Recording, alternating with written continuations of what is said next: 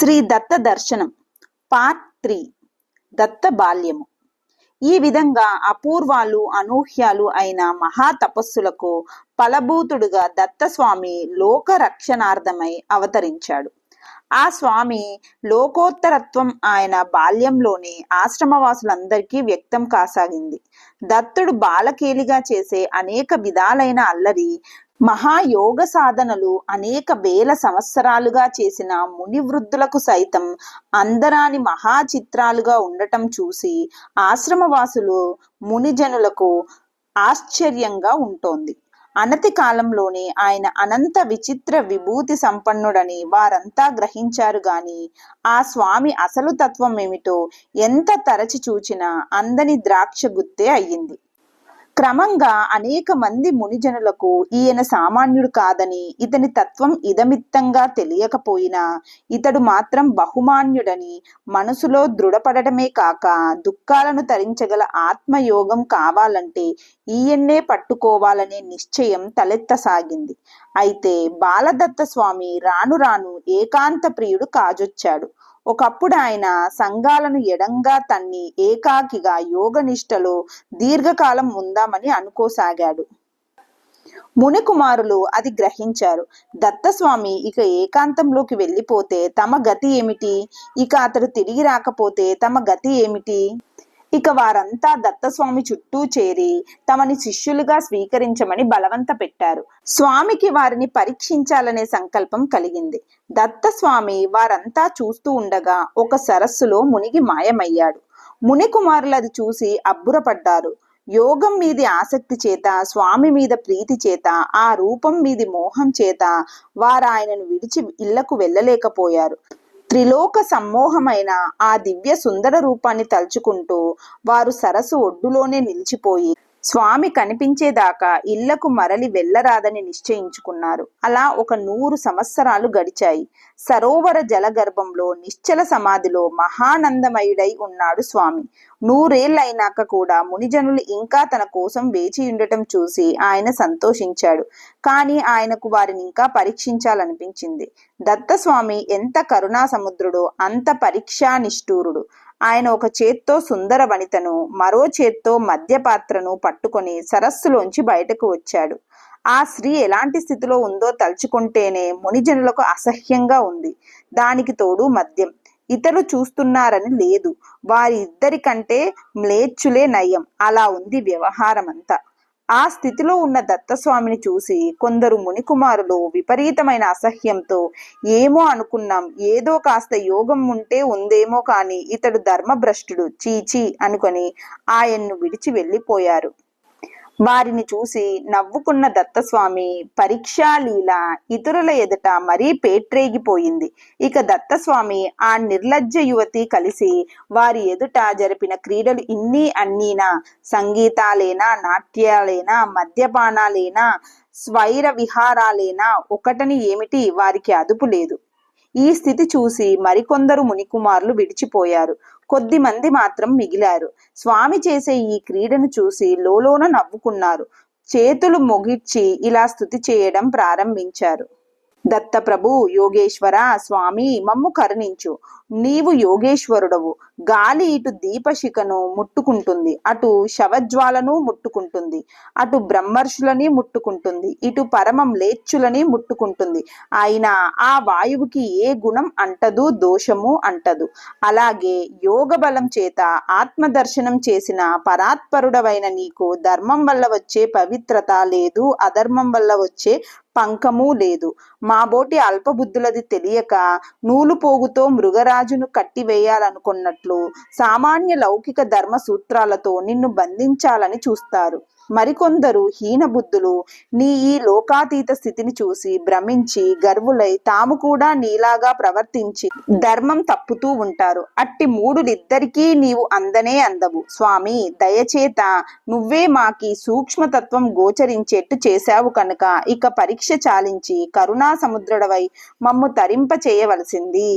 ఈ విధంగా స్థిర బుద్ధులై సూక్ష్మ బుద్ధులై తన లీలాతత్వాన్ని గ్రహించిన ఆ మునికుమారులకు దత్తస్వామి నిజ రూపంతో సాక్షాత్కరించి మహాయోగాన్ని ప్రసాదించాడు. దత్తస్వామికి ఈ విధంగా భక్తుల భక్తి స్థైర్యాన్ని అనేక విధాలుగా పరీక్షించడం అనేది అప్పటికీ ఇప్పటికీ అలాగే ఉండిపోయింది. ఎందరెందరో మహాభక్తులు కార్తవీర్యాదులను కూడా ఆయన ఇలాగే పరీక్షించి చూచారు. ముఖంలోనూ చాంచల్యంలోనూ పడిపోకుండా నిలబడ్డవారు స్వామి వల్ల మహా ఫలాలు పొందారు. సహ్యాద్రి, తోలు తిత్తి అలా స్థిర బుద్ధులైన ముని కుమారులను అనుగ్రహించినాక దత్తస్వామి ఇంటికి వచ్చాడు. ఇన్నేళ్లుగా ఎటుపోయాడో ఏమైపోయాడో తెలియక అలమటించి 1000 కళ్ళతో కళ్ళల్లో ఒత్తులేసుకుని ఎదురు చూస్తున్న అనసూయ మాత తన ముద్దు బిడ్డను చూసి మహానందంతో పొంగిపోయింది. దత్తస్వామి తల్లి పాదాలకు నమస్కరించి, అమ్మా, భక్తజనుల కోసమై నేను సహ్యాద్రి గుహలలో నివసించడానికి వెళ్ళవలసి వచ్చింది. నాకు సెలవు ఇయ్యి అన్నాడు. ఎన్నాళ్లకు ఇంటికొచ్చాడనుకున్న కొడుకు వస్తూనే వెళ్ళిపోతాననేటప్పటికీ ఆ తల్లికి మిన్ను విరిగి మీద పడినట్టయింది. చిరకాలంగా అనంత తపస్సు చేసినదే అయినప్పటికీ ఆమె పుత్రమోహంలో పడి వలవలా ఏడ్చి వెళ్ళటానికి వీలు లేదని దత్తస్వామిని నిర్బంధించింది. దత్తస్వామి మనసులో ఏమి సంకల్పించాడో కాని ఆయన కూడా తాను వెళ్ళక తప్పదని పట్టుబట్టాడు. అనసూయ మాతకు దుఃఖం పట్టరానిదైపోయింది. దుఃఖం చేత మోహం చేత ఆమె తెలివి కమ్ముకుపోయింది. దత్తస్వామి కూడా పట్టు వీడలేదు.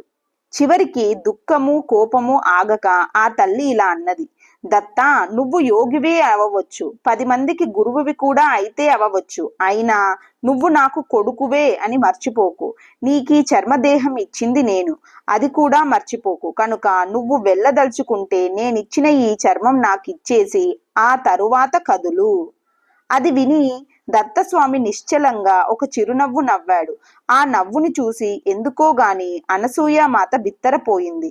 ఆమె తేరుకునే లోపలే దత్తస్వామి గోళ్లతో పరపరా చీల్చి అంగి విప్పినట్లు తన చర్మం విప్పి తల్లి చేతుల్లో పెట్టాడు. ఆయన తన చర్మాన్ని ఒలుస్తూ ఉంటే తల్లికి తన మనసు లోతులలోని ఏవేవో అజ్ఞానపు పొరలు విచ్చిపోతున్నట్టు అనిపించింది. చర్మావరణం లేకుండా రక్తమాంసమై దివ్య కాంతులు వెదజల్లుతున్న దత్తస్వామి వికృత రూపం చూచేసరికి ఆమె దృష్టి ఒక్కసారి లోనికి తిరిగింది. అలా లోనికి మళ్ళిన ఆ దృష్టికి అనిర్వచనీయమైన దివ్య జ్యోతి ఒకటి సాక్షాత్కరించింది. ఆ దివ్య జ్యోతి దర్శనంతో ఆమెకు అనన్యమైన అప్రకంప్యమైన ఆనందమయమైన కాంతి లభించింది. దుఃఖ స్పర్శ లేని ఆనందాన్ని దర్శించిన ఆ తల్లి ప్రశాంత మధురంగా కన్నబిడ్డ వంక చూసి ఆయన చర్మాన్ని ఆయనకి ఇచ్చేసింది. ఆయన దాన్ని మౌనంగా ధరించాడు. అనసూయ మాత గంభీర స్వరంతో ఇలా అంది, గురుదత్త, నీవు జగత్తులను చీకటిలో నుండి వెలుగులోనికి నడిపించడానికి అవతరించిన జగద్గురువు.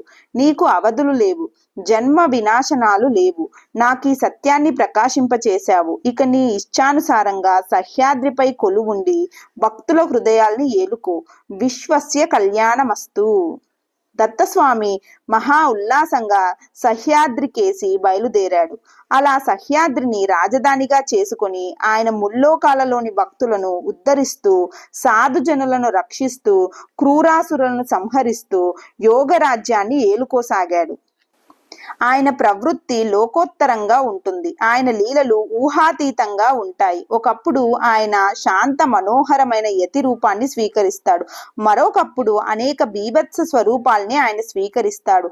ఏ రూపంలో ఉన్నా, పైకి ఎలా కనిపించినా ఆయన మాత్రం ఎల్లప్పుడూ మహాయోగనిష్ఠుడే. ఆయన యోగానికి చ్యుతి లేదు, దానికి భంగ అవకాశమే లేదు. ఆయన నామస్మరణ చాలు మానవుల పాపాల్ని దహించడానికి. మానవుల హృదయాల్ని నిర్మలం చేయాలంటే ఆయన కథల కన్నా ప్రశస్తమైన సాధనలు లేవు. మరైతే ఆయన కథలు లీలలు అనంతాలు. వాటిని వివరంగా చెప్పాలంటే 1000 తలల శేషుడికైనా అసాధ్యమే అని విజ్ఞులు చెబుతారు. మానవ అవతారం ఎత్తిన దత్తస్వామి మానవులలో అనేక మందిని అనేక విధాలుగా ఉద్ధరించాడంటే అది అంతగా వింత కాకపోవచ్చు. కానీ ఇంద్రాది సమస్త దేవతలు కూడా దుస్సాధ్యమైన కష్టం వచ్చినప్పుడు మన దత్తస్వామినే ఆశ్రయించి కృతార్థులు అవుతారని తెలిసినప్పుడు మనం ఆనంద ఆశ్చర్యాలలో ఉక్కిరి బిక్కిరి అవక తప్పదు. అలాంటి దత్తలీలల్లో జంబాసుర వధ చిన్న నలుసు మాత్రమే. జంబాసుర వధ ఒకప్పుడు జంబాసురుడనే రాక్షసుడు తపోబలం చేత అజేయుడై స్వర్గం మీదికి దండెత్తాడు. దేవేంద్రుడు దేవతా సైన్య సమేతుడై వాడిని ఎదిరించాడు. యుద్ధం ఒక దివ్య వర్షం పాటు నిరంతరంగా సాగింది. క్రమంగా దేవతలు అలసి వాలిపోతున్నారు. దానవులు విర్రవీగుతున్నారు. ఇంద్రుడిది చూచి దిగులు పడ్డాడు. ఉపాయశాలికి జయం దక్కుతుంది, కానీ మొండిగా పోరాడే వాడికి దక్కదని నిశ్చయించుకున్నాడు. ఎంత ఆలోచించినా ఏ ఉపాయమూ పాలుపోక ఆయన దేవగురువైన బృహస్పతిని సమీపించి ఉపాయం చెప్పమని ప్రార్థించాడు. బృహస్పతి వాలకిల్యాదులతో సంప్రదించి ఇలా చెప్పాడు: దేవేంద్ర, దత్తాత్రేయ స్వామి ఇప్పుడు సహ్యాద్రిపై యోగారూఢుడై ఉన్నాడు. నీ అదృష్టం పండి ఆయన తలుచుకున్నాడా ఇక నువ్వు గట్టెక్కినట్టే. అయితే అచంచలమైన భక్తి శ్రద్ధలతో ఆయన్ని సంతోషపరచవలసి ఉంటుంది. ఇంతకన్నా వేరు ఉపాయం లేదు. అది విని ఆనందోద్రేకంతో దేవేంద్రుడు వెంటనే సహ్యాద్రికి బయలుదేరాడు. బయలుదేరుతున్న దేవేంద్రుణ్ణి ఆపి బృహస్పతి ఇలా చెప్పాడు: నాయనా, శిష్యుడవనే ప్రీతి కొద్ది చెబుతున్నాను. ఇది జాగ్రత్తగా గుర్తుపెట్టుకో. ఆయన పరీక్షా కఠినుడుకు సుమా. ఆయన ఎంతో వికృతంగా, బీభత్సంగా, నింద్యాచారంతో కనిపించవచ్చు. ఇంకా ఎన్నో పరీక్షలు పెట్టవచ్చు. జాగ్రత్త సుమా, అసహ్యపడకు. అతడు నిర్మల జ్యోతిష్యిక అని ఆయనకేమీ అంటవని గుర్తుంచుకో. శుభమస్తు, విజయోస్తు. ఇంద్రుడు బృహస్పతి చెప్పిన మాటలను జాగ్రత్తగా మననం చేసుకుంటూ సహ్యాద్రి చేరాడు. అప్పటికే దత్తాత్రేయ స్వామి పని మంచి జోరుగా ఉంది. ఎదుట గంధర్వులు గాన కచేరీ చేస్తున్నారు. కళ్ళు ముంతలందించేవారు లందిస్తున్నారు. ఆయన మీద పడి దొర్లుతున్న స్త్రీ వంటి మీద వస్త్రమైనా సరిగ్గా లేదు. దత్తస్వామి మంచి మైకంలో ఉన్నాడు. అలాంటి అద్భుత సమయంలో ఇంద్రాది దేవతలు అక్కడికి వచ్చారు. వారికి గురోపదేశం బాగా పనిచేసింది. వారు దత్తాత్రేయుని పరీక్షాలీలలు తలుచుకొని లోలోన చేతులు జోడించుకున్నారు. వారు కూడా అక్కడ పరిచారకులతో కలిసి స్వామిని సేవించడం మొదలు పెట్టారు. కొందరు దేవతలు మద్య మాంసాలు అందిస్తున్నారు. మరికొందరు పక్కలు సరిచేస్తున్నారు. మరికొందరు పలహారాలు సమకూరుస్తున్నారు. దేవేంద్రుడు ఆయన పక్కనే నిలబడి ఆయన ఏది కావాలంటే అది సమయానికి అందిస్తున్నాడు. స్వామి ఒక్కొక్కసారి ఒళ్ళు తెలియక తన మీద తనే ఉమ్మేసుకుంటున్నాడు. మరొకసారి దేవేంద్రుడి ముఖాన ఉమ్మేస్తున్నాడు. అయినా ఇంద్రుడు చలించలేదు. ఆయన భక్తి తరగలేదు. దత్తస్వామి నడిస్తే ఇతను నడుస్తాడు. స్వామి కూర్చుంటే ఇతను కూర్చుంటాడు. ఆయన నిలబడితే ఇతను చేతులు కట్టుకొని వినయంగా నిలబడతాడు. ఇలా కొంతకాలం దేవతలంతా సేవించారు. ఒకనాడు దత్తాత్రేయ స్వామి దేవేంద్రుని వంక చూసి మెల్లగా అడిగాడు: ఎందుకయ్యా నన్ను పట్టుకొని వేలాడుతున్నావు? దేవేంద్రుడు జరిగింది చెప్పాడు. జంబాసురుడి దాటికి తట్టుకోలేకపోతున్నాము, పారిపోయి వచ్చామని, తమకు విజయాన్ని ప్రసాదించి ఉద్ధరించమని వినయపూర్వకంగా ప్రార్థించాడు. అది విని దత్తాత్రేయ స్వామి పకపకా నవ్వి, ఆహా, బలి బలి, నీ తెలివిట్లా ఉంది కనుకే శత్రువులు నిన్ను ఆక్రమించుకోగలిగారు. ఉంచుకున్న దాన్ని మంతలో పడి కళ్ళు కడవల్లో తేలే నన్ను పట్టుకొని మహారాక్షసులను జయించే శక్తి నిమ్మంటావు. వెనుకటికెవడో కుక్కతోక పట్టుకొని గంగ దాటుతానన్నాడంట. అలా ఉంది నీ కథ అన్నాడు. ఇంద్రుడు దోసిలొగ్గి ఇలా మనవి చేశాడు: స్వామి, నీవు త్రిజగద్గురువువి, విద్యామూర్తివి. జ్ఞానాత్మకమైన అంతర్జ్యోతితో నిరంతరం వెలిగే నీకు ధర్మాధర్మాలు అంటవు. ఎందుకు మమ్మల్ని ఇలా వంచాలని చూస్తావు? దేవేంద్రుడు ఇంకా ఏమో చెప్పబోతున్నాడు. దత్తస్వామి మధ్యలోనే అందుకున్నాడు. దేవేంద్ర, నీ దగ్గర దాపరికం ఎందుకు? యోగలబ్ధమైన సమదర్శన విద్య కొంచెమే ఉంది, నిజమే. నువ్వు కనిపెట్టావు. కానీ అంతలో ఏమయ్యింది? ఇలాంటి పనులన్నీ మహత్తర తపశ్శక్తి గలవారు సాధించాల్సిందే. ఆడదాని ఎంగిలి కళ్ళు జుర్రుకునే నా దగ్గర తపస్సుకు చోటెక్కడా? అది చాలక ఈ నిరంతర శ్రీలోలతను చూస్తూనే ఉన్నావు కదా. నీకు తెలియందేముంది? మహోన్నత హిమవ శిఖరాల నుంచి పాతాళ కుహరాల్లోనికి తోసెయ్యటానికి ఒక్క శ్రీలౌల్యం చాలు. ఎన్ని తపస్సులైనా ఆ పతనాన్ని ఆపలేవు. ఇలాంటి నన్ను నువ్వెలా ఆశ్రయించావో తెలియటం లేదు. అది విని ఇంద్రుడు సాష్టాంగ వందనం చేసి గద్గద కంఠంతో మనవి చేశాడు: స్వామి, నీ అనుగ్రహం వల్ల నాకిది తెలుసు. నీ వనగుడవు, హరివి. ఈ తల్లి సాక్షాత్ ఇందిరామాత అనగా అనే పేరుతో నీకై అవతరించింది. ఆమె ప్రకృతి, నీవు పురుషుడవు. సూర్యకిరణాలకు బ్రాహ్మణ స్పర్శ వల్ల కొత్తగా పవిత్రత కలుగుతోందా? చండాల స్పర్శ వల్ల పాపం అంటుతుందా? నీవు ఎన్ని చెప్పినా మేము నిన్ను వదిలిపోము. నీవే మాకు శరణు, అన్యతా శరణం నాస్తి. దేవేంద్రుడు మళ్ళీ స్వామి పాదాలపై వాలాడు. దత్తస్వామి మెల్లగా నవ్వి ఇలా అన్నాడు, దేవేంద్ర, నువ్వు పెద్దవాడివి, త్రిలోకాధిపతివి, పట్టుబడుతున్నావు. నీ మాట కాదనటం బాగుండదు. కానీ నేనీ చోటు విడిచి రాలేను. నీ శత్రువులను నా కళ్ళ ఎదుటికి తెస్తే నాకు చేతనయ్యింది చేస్తాను. ఇంద్రుడికి కొండంత బలం వచ్చినట్టయింది. అతడు వెంటనే ఇతర దేవతలతో ఆలోచించి వెళ్ళి స్వర్గరాజ్యం ఏలుకుంటున్న జంబాసురుణ్ణి యుద్ధానికి పిలిచాడు. వాడు మహాక్రోధంతో శత్రుశేషాన్ని నిర్మూలిస్తానంటూ ససైన్యంగా యుద్ధానికి వచ్చాడు. అనతి కాలంలోనే దేవతలు నిర్వీర్యులై పారిపోవటం ప్రారంభించాడు. దానవులకు ఉత్సాహం పెరిగి శత్రు నిర్మూలన చేస్తే గాని ఆగం అంటూ దేవతలను తరుమసాగారు. దేవతలు ఉపాయంగా శత్రువులను దత్తాత్రేయ స్వామి ఎదుటికి తెచ్చారు. వారు వచ్చేసరికి దత్తస్వామి తన అనగాదేవితో మహోల్లాసంగా ఉన్నాడు. ఆ మలినాత్ములకి అనగాదేవిని చూచేసరికి కళ్ళు జిగేలుమన్నాయి. ఈయనది అచ్చమైన ఉన్మత్తుడి వేషం, ఆమెదేమో జగన్మోహన సౌందర్యం, అది చాలక అర్ధనగ్నత్వం, ఆ పైన మదిరామత్తత్వం, దానికి తోడు శృంగార లీలా పరాయణత్వం. ఇక రాక్షసులకు ఒళ్ళు పులిసి మతిపోయింది. వారికి దేవతలతో యుద్ధం అనే మాట మరుపున పడిపోయింది. ఒళ్ళు తెలియటం లేదు. పక్కనున్న అరగోచి బిచ్చగాడు వాళ్ళకొక లెక్కలో మనిషి కాదు.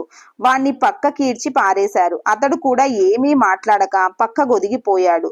మరి ఆమె ఇష్టాలతో వారికి అసలే పని లేదు కదా. ఓ పల్లకీ తెచ్చి ఆమె నెత్తి దానిలో కూర్చోపెట్టారు. ఆ పల్లకిని నేనంటూ తోసుకొని ముందుకు వచ్చి నెత్తిన పెట్టుకొని మోసుకుపోసాగారు. వాళ్ళటు వెళ్లారు. ఇటు దత్తస్వామి బల్లున నవ్వాడు. నవ్వి, దేవతలారా, మీ అదృష్టం పండింది. ఇప్పుడు లక్ష్మి వీరిలో 7 స్థానాలు దాటి నెత్తికెక్కింది. ఇక వారికి దక్కదు. ఇక భయం లేదు అన్నాడు. వెంటనే దేవతలు ప్రశ్నించారు, స్వామి, ఆ 7 స్థానాలేమిటి? ఆయా స్థానాలలో లక్ష్మీదేవి ఉన్నందున ఫలమేమిటి? దత్తస్వామి చిరునవ్వుతో వివరించాడు. దేవతలారా, వినండి. లక్ష్మి మానవుడి పాదస్థానాలలో ఉంటే పెద్ద పెద్ద భవనాల్లో నివాసం లభిస్తుంది. లక్ష్మి తొడల్లో ఉంటే వస్త్ర సమృద్ధి, ధన సమృద్ధి లభిస్తుంది.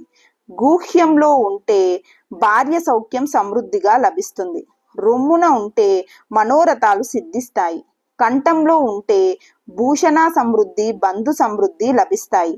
ముఖంలో ఉంటే అన్న సమృద్ధే కాక అప్రతిహితమైన అజ్ఞాన బలం, మధురమైన కవితాశక్తి కూడా లభిస్తాయి. ఈ 6 స్థానాలను దాటి లక్ష్మి మనిషి తల పైకెక్కిందంటే ఇక వాడిలో నిలవదు.